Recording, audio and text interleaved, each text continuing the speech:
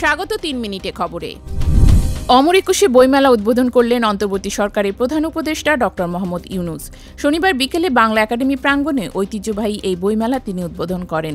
এ সময় ৭ জন লেখকের হাতে বাংলা একাডেমি সাহিত্য পুরস্কার ২০২৪ তুলে দেন। প্রধান উপদেষ্টা বলেন, জুলাইয়ের চেতনায় নতুন রূপে আয়োজিত হয়েছে এবারের বইমেলা। ২১ আমাদের মূল সত্তার পরিচয়, ২১ মানে জেগে ওঠা, ২১ আমাদের দৃঢ় বন্ধন। এই বছরের বইমেলার প্রতিপাদ্য জুলাই গণঅভ্যুত্থান, নতুন বাংলাদেশ নির্মাণ। বাংলা একাডেমির সভাপতি অধ্যাপক আবুল কাশেম ফজলুল হকের সভাপতিত্বে উদ্বোধনী অনুষ্ঠানে বিশেষ অতিথির বক্তব্য রাখেন সাংস্কৃতিক বিষয়ক উপদেষ্টা মোস্তফা সরওয়ার ফারুকী।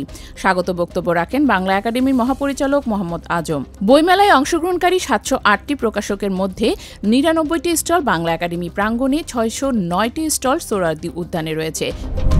কুমিল্লায় যৌথ বাহিনীর হাতে আটকে পড়ে স্থানীয় এক যুবদল নেতার মৃত্যুর ঘটনার তদন্তের নির্দেশ দিয়েছেন অন্তর্বর্তী সরকারের প্রধান উপদেষ্টা ডক্টর মোহাম্মদ ইউনূস। প্রধান উপদেষ্টার প্রেস উইং থেকে পাঠানো বিবৃতিতে বলা হয়েছে, আইনশৃঙ্খলা রক্ষাকারী বাহিনী ওই যুবককে শুক্রবার ভোরে তার বাড়ি থেকে আটকের পরে নির্যাতন চালায়, যা তার মৃত্যুর কারণ হতে পারে এমন অভিযোগ উঠেছে।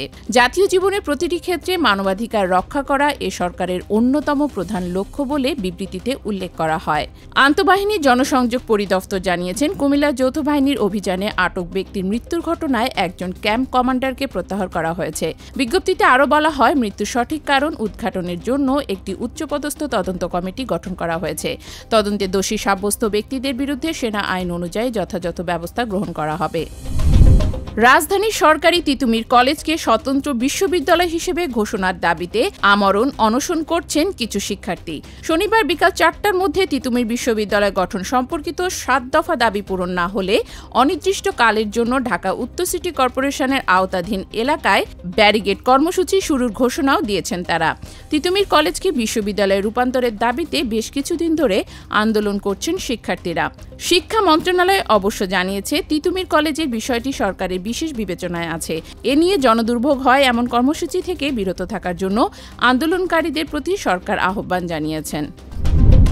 আগামী ৯ মাসের জন্য পর্যটন বন্ধ হয়ে গেল কক্সবাজারের সেন্ট মার্টিন দ্বীপে। সরকারি সিদ্ধান্ত অনুযায়ী সেখানে শুধু নভেম্বর থেকে জানুয়ারি মাসে পর্যটকরা যেতে পারবেন, বাকি ৯ মাস পর্যটন বন্ধ।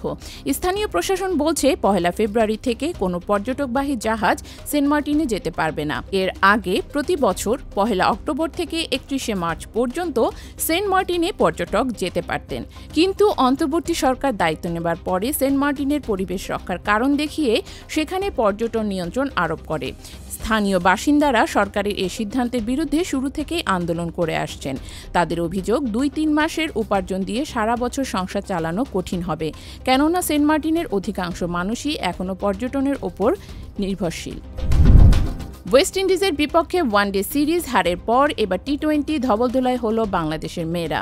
সিরিজ আগেই হেরেছে বাংলাদেশ, ফলে শেষ ম্যাচটা হয়ে উঠেছিল নিগার সুলতানা জ্যোতির দলের মান বাঁচানোর লড়াই, কিন্তু সেটিও পারেনি তারা। সেন্ট কিটসের ওয়ার্নার পার্কে আগে ব্যাট করে নির্ধারিত ওভারে ৮ উইকেট হারিয়ে ১০৪ রান করে বাংলাদেশ। জবাবে ব্যাট করতে নেমে সহজে জয় তুলে নেয় স্বাগতিকরা। ধন্যবাদ এতক্ষণ সাথে থাকার জন্য।